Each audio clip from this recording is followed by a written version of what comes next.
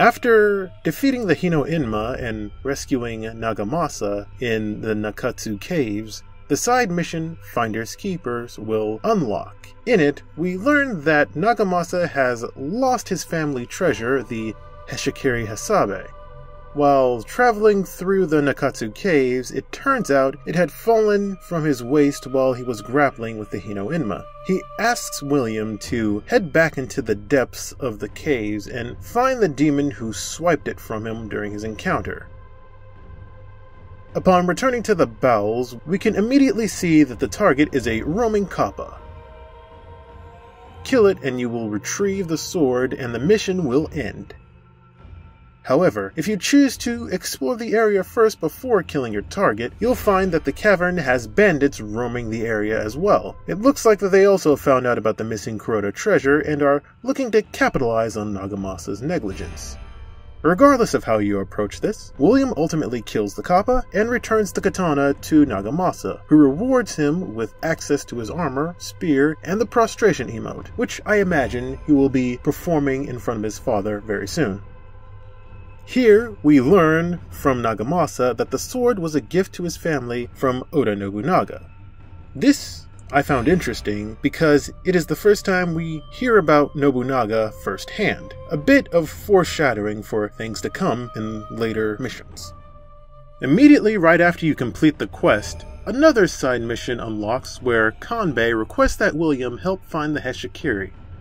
Again, because Nagamasa had lost it. Again.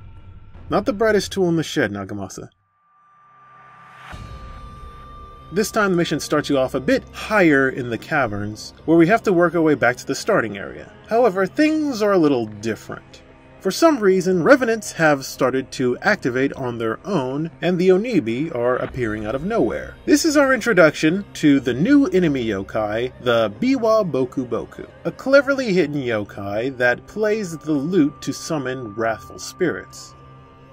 Upon close inspection, you can see that the lute that the monk is playing is the yokai itself, forcing this illusion of a monk to strum the chords. Throughout this side mission, you will encounter several of these demons, hidden close enough to aggravate the revenants. Then there is a gauntlet, where you must fight several waves of undead and oni. If you survive, you gain access to the boss room, where you'll encounter the sword thief, the Biwa Boku Boku that's been sending these hordes after you. Kill him and you will obtain the Heshikiri. William returns the katana to Kanbei, and upon hearing the story of how he got it, Kanbei offers it to William, believing it to be too much responsibility for his family to handle.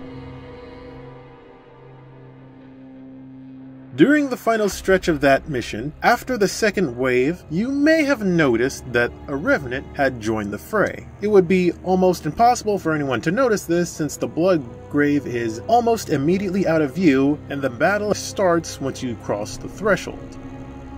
Bolt your way to the blood grave before the second wave and you can find out who it is.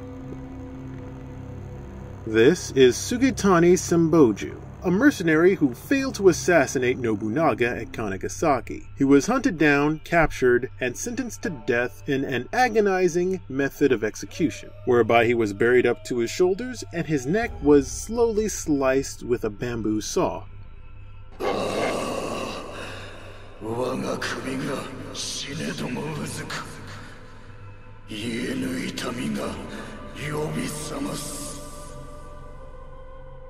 What's interesting about Sugitani is that out of most of the revenants based on real-life warriors, his death description is the only one that gives a specific name. Cause usually it's something along the lines of death by explosion, or drowning, or fell to death, or just simply killed by you. But in this case, they tell you who is the culprit.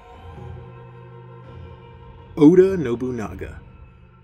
この信長を利用しようとは見くびられたものよ。Reading the description of the Heshikiri informs us that this katana used to be Nobunaga's favorite sword. He used it to kill a hiding criminal, cutting through wooden furniture to cleave him in half. He then gave the sword to Hideyoshi as a gift, who would later give it to the Kuroda family as thanks for their service. This begs the question, what does this Biwa demon want with this weapon? There is no in-game explanation as to why the sword was taken a second time. Well, I've been doing some digging, and it turns out that this criminal in the Heshikiri description was a servant of Nobunaga, a tea ceremony page. One day, he insulted Nobunaga, and in response, Nobunaga attacked him in a fit of rage. The servant ran and hid underneath the wooden cupboard, but Oda cut through the wooden stack with the Heshikiri and cleaved the servant in two. Could this Biwa demon be the vengeable spirit of this Oda servant? Since he was unjustly cut down, named a criminal, his soul probably turned into a yokai, but could not seek vengeance against Oda since he was killed at Honnoji. Because of this, he decided to focus his hatred on the sword that took his life. He teamed up with Tsuketane's revenant and stole the Heshikiri in order to lure Oda's former underlings into his trap. Now, of course, this may be a bit out there, but it would explain why this loot demon holds a grudge against this sword, and why he wants vengeance at all.